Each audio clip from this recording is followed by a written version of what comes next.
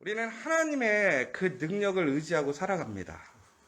그리고 하나님께서는 모든 일을 선하게 이루시는 것을 우리는 믿고 있습니다. 특히 여러분 오늘 다시 한번 이 아침에 여러분들 그 하나님께 소망을 두고 기도하실 때에 그 신실하신 하나님의 놀라운 은혜와 사랑의 그 역사가 여러분의 그 기도에 온전히 응답되기를 간절히 소망합니다. 그런데 우리가 이처럼 믿음으로 구하고 또 하나님의 인도하심을 통해서 우리가 새로운 시작, 회복을 경험하게 될 때에 그 과정이 온전히 아주 그냥 정말로 그냥 스무스하게 그냥 편안하게 갈 때도 있지만 이게 분명히 하나님께서 인도하신 일임에도 불구하고 그 가운데서 시험과 도전이 끊임없이 올 때가 있습니다. 우리는 그때 참 당황합니다. 왜 그러냐면 이것이 내가 그냥 단순하게 생각하고 판단했다면 분명히 그 가운데 실수가 있고 또 넘어짐이 있을 수 있는 것이지요. 그런데 우리가 하나님의 뜻을 구하고 하나님의 인도하심을 통해서 하나님의 말씀대로 그 길을 걸어가고 있을 때에 그것에 시험과 도전이 오고 전국에는 그 하나님의 일이 멈추게 될 때가 있더라는 거예요. 여러분이 아무리 힘쓰고 애써도 더 이상 앞으로 나갈 수 없는 상황인 거예요. 여러분 그렇다면 여러분들은 하나님에 대한 그 믿음이 어떠시겠습니까? 여러분 우리가 가장 기쁠 때는 일이 잘 될 때 아니에요. 멈춤 없이 잘 될 때 우리는 항상 기쁘고 감사해요. 그런데 여러분 우리가 만약에 장사를 한다고 생각해 보세요. 매출이 올라가지 않고 매출이 그냥 멈춰서 꼼짝달싹 안 하는 거예요. 아무리 내가 별별 수단을 다 써도 안 되는 거예요. 근데 설상가상으로 아예 영업도 할 수 없는 상황들이 생겼다고 한번 해보세요. 여러분 같으면 어떤 마음이 드시겠어요? 그런데 그것은 내가 하려고 하지 않았어요. 하나님이 하시라고 했던 거예요. 하나님이 그곳에 형통하게 하나님의 영광을 나타내고 다시 회복시켜 주시는 그 약속을 통해서 그 일을 시작하게 되었는데 그런 일들이 있다고 한다면 여러분들 정말로 혼란스러우실 거라는 거예요. 여러분 오늘 이스라엘 사람들이 지금 바벨론에서 페르시아로 그리고 전국에는 하나님의 그 말씀처럼 70년이 지난 후에 하나님의 말씀으로 그들은 예루살렘으로 돌아가게 됩니다. 그들이 성전을 다시 회복해갔다고 하는 것이 아니었어요. 하나님께서 이방의 왕을 통해서 하나님께서 그곳에 다시 하나님의 거룩한 성전을 회복시키시겠다고 하시는 거예요. 그래서 그들은 그 하나님의 그 기회를 붙들고 감사함으로 그들은 예루살렘에 모였습니다. 열심히 성전을 건축하는 거예요. 그런데 우리가 어제도 보았지만 그 가운데서 그 자리에 다른 사람들이 뿌리를 내리고 있었단 말이에요. 그들은 기득권을 놓치지 않기 위해서 타협을 하려고 했어요. 그들에게 적당한 선에서 협상하기를 원했어요. 그러나 이스라엘 사람들은 철저하게 하나님 앞에 구별되어지기를 원했습니다. 사람의 힘이 아니라 하나님의 힘을 의지하고 하나님의 말씀대로 순종하기 위해 그들은 철저하게 하나님의 방법대로 나아가기를 결정했어요. 그런데 여러분 이것이 우리가 정말 담대한 결정이고 좋은 모습이지요. 그런데 우리가 기억해야 될 사실은 세상에서 우리가 하나님의 말씀을 가지고 그 말씀을 지키며 살아갈 때에 결코 세상은 우리에게 만만하지 않다라는 거예요. 여러분 우리가 우리의 믿음을 지키고 우리가 믿음을 공포하고 그 믿음의 삶을 살아가게 될 때에 우리가 분명한 우리의 태도와 방향성을 선포했다고 해서 그것으로 끝나는 것이 아니에요. 바로 그 다음부터가 본 게임이 시작되는 거예요. 여러분 우리가 하나님을 믿고 우리가 신앙생활을 나가면서 교회에 나오게 됩니다. 여러분 그러면 그 교회에 나오는 그 순간부터 우리의 인생이 확 180도 달라지나요? 오히려 교회에 나오면 더 문제가 많고 더 시험이 있고 더 마음의 상함이 있지 않습니까? 왜 그렇죠? 우리가 그 말씀의 길을 걸어가는데 결코 세상은 박수 쳐주지 않는다라는 거예요. 인정해주지 않는다라는 거예요. 하나님의 나라를, 하나님의 말씀을 환영하지 않는단 말이에요. 그러면 우리는 어떠한 시험과 도전이 와도 우리는 그곳에서 하나님께서 우리를 부르시고 시작하게 하셨던 그 자리에 하나님이 우리와 동행하시고 끝에는 전국에는 우리를 승리하게 하심을 우리는 결코 잊지 않아야 합니다. 그런데 오늘 이스라엘 사람들에게 지금 시험이 왔어요. 어려움이 왔죠. 전국에는 그 주변의 사람들이 이제는 그들의 힘으로 막을 수 없고 적당한 타협과 그들의 방법으로 막을 수 없으니까 이제는 그들이 왕에게 거짓을 구하고 왕을 움직이게 되는데 그 핵심이 뭐냐면 이제 그 성읍이 완공이 되면 이스라엘 사람들이 왕에게 바치는 세금을 바치지 않겠다라는 거예요. 왕이 손해를 입을 거라는 거예요. 더 나아가서는 그들은 반역의 무리라는 거예요. 예전에는 그 땅을 호령했던 힘 있는 사람들이었다라는 거예요. 그들이 그 성전을 건축하고 힘이 생기면 다시 반란을 일으켜서 왕에게 대적하는 사람이 될 거라는 거예요. 이게 참 어찌 보면 이해될 수 있는 이야기예요. 여러분, 우리가 출애굽기를 보시면 이스라엘 사람들이 애굽에 들어간 이후에 처음에는 환대를 받았잖아요. 그런데 하나님을 모르는 왕, 그 새로운 정권이 들어서니까 이스라엘 사람들을 동역자로 보는 것이 아니라 무엇으로 봤죠? 경쟁자로 보기 시작했어요. 여러분, 마찬가지예요. 하나님을 알지 못하고 하나님 안에 있지 않으면 우리는 서로가 협력자가 아니라 경쟁자처럼 보일 수가 있는 거예요. 여러분, 우리가 왜 교회 안에서 우리는 합력하여 선을 이룹니까? 왜 우리가 서로 양보하고 서로 헌신하고 손해를 보게 됩니까? 우리는 교회 안에서 경쟁자가 아니에요. 왜?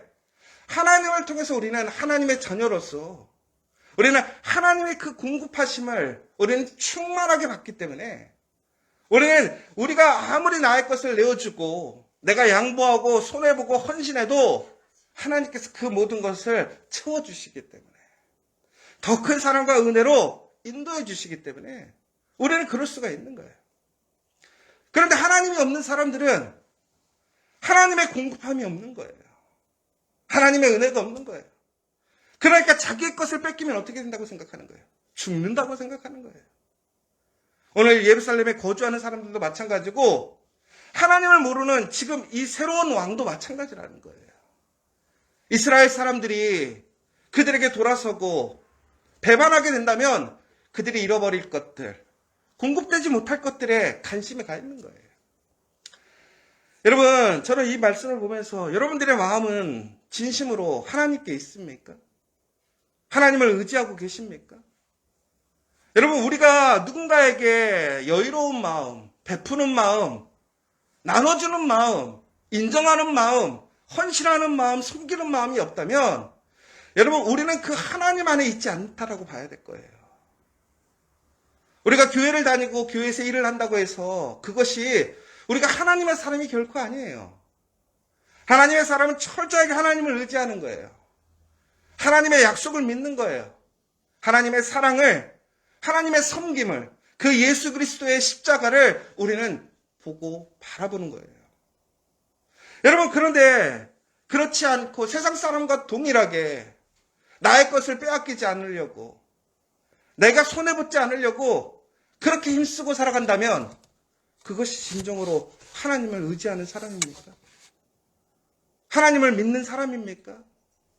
하나님께 부름받은 사람입니까? 아니죠. 그런데 오늘 하나님을 알지 못하는 사람들은 그렇게 행동하는 모습을 보게 된다는 거예요. 중국에는 그런데 이들이요, 얼마나 치밀한지 몰라요. 근데 여러분, 저는 여기서 오늘 이 사람들의 태도는 좀 배워야 되지 않는가? 이들은요, 자기의 것을 뺏기지 않으려고 어떻게 해요? 축자사자 덤벼요. 수단과 방법을 안 가리는 거예요. 여러분, 다시 얘기하자면, 여러분, 우리는 하나님이 우리의 공급자, 우리의 생명의 구원자라고 믿어요. 여러분, 오늘 이 사람들이 그 왕을 설득하기 위해 얼마나 다양한 방법과 증거를 제시하는지 몰라요. 왜? 이스라엘 사람들이 들어오면 그들의 기득권을 빼앗기니까. 그들은 중국에는 그들의 힘을 잃어버리니까. 그 힘을 잃지 않기 위해, 다시 얘기하자면, 세상적으로 하자면 자기들도 살려고 그러는 거예요. 살려고 그렇게 바둥바둥 치잖아요. 여러분, 근데 우리는 하나님께 우리에게 구원이 있고 생명이 있다라고 우리는 믿어요. 하나님을 믿으면 산다라고 믿어요. 여러분, 그런데 절대 이렇게 전적으로 하나님을 붙들고 하나님을 의지하고 하나님 앞에 나아가려고 여러분들 힘쓰시고 있습니까?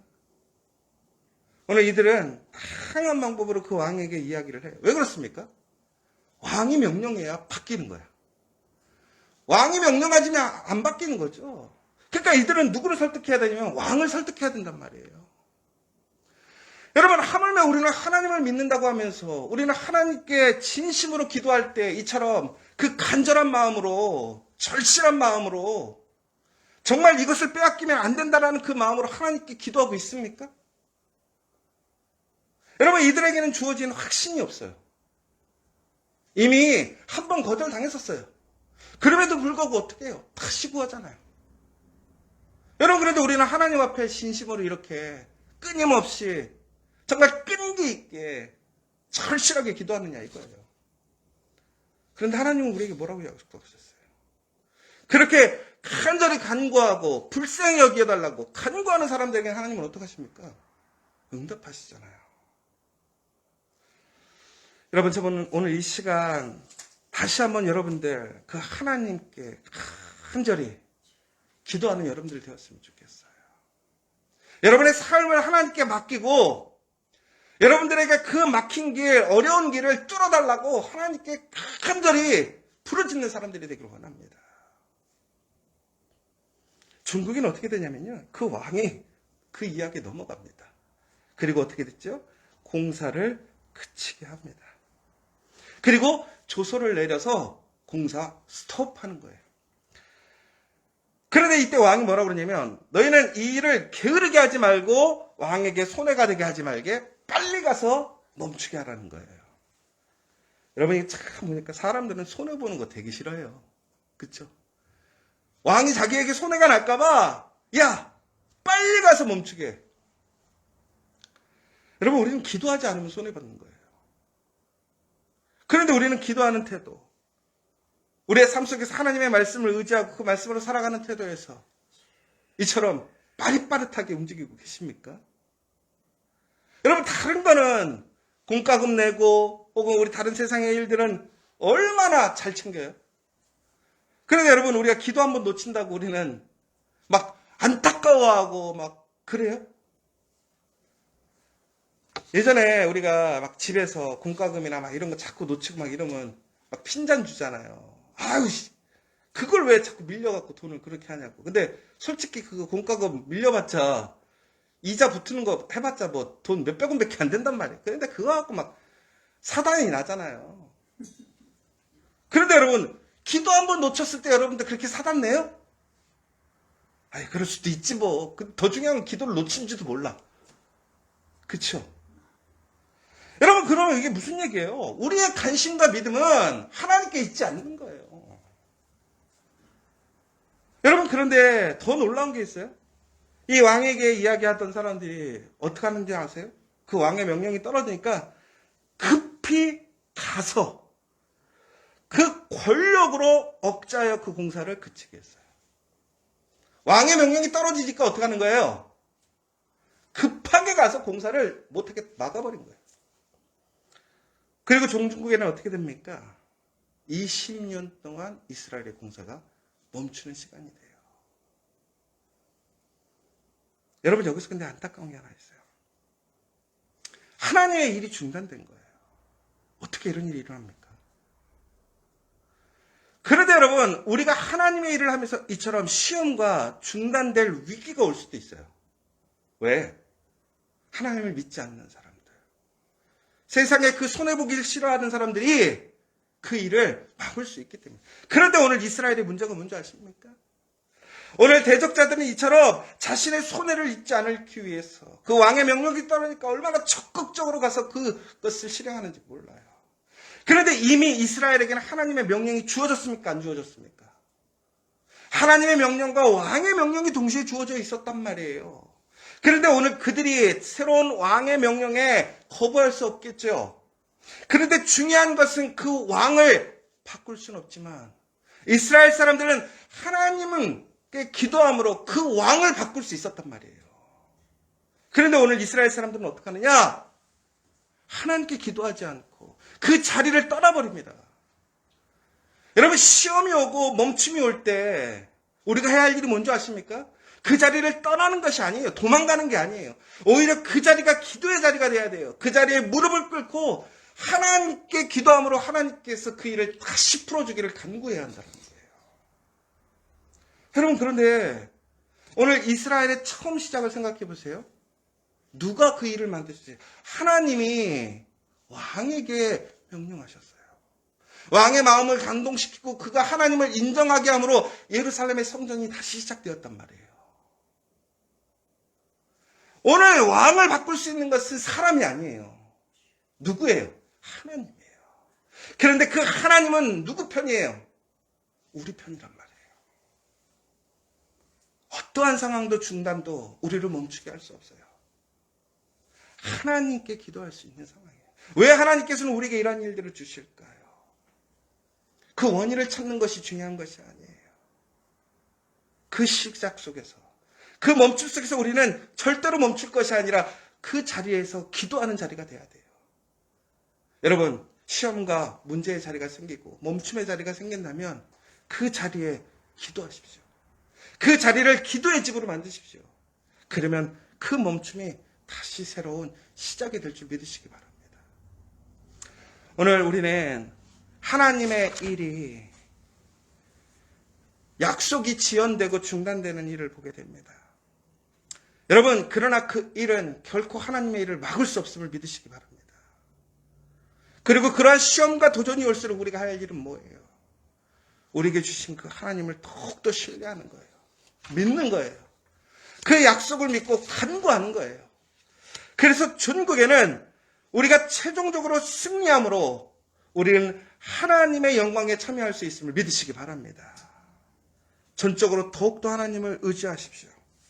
그리고 우리는 하나님의 뜻을 구하고 바라시고 조급하고 실망하고 불평하는 것이 아니라 하나님 앞에 진심으로 믿음으로 기도함을 통해서 그 막힘을 멈춤을 다시 움직이게 하는 저와 여러분, 그래서 멈춤 없이 하나님의 그 약속으로 한 걸음 한 걸음 나아가는 복된 오늘 되시기를 간절히 소망합니다.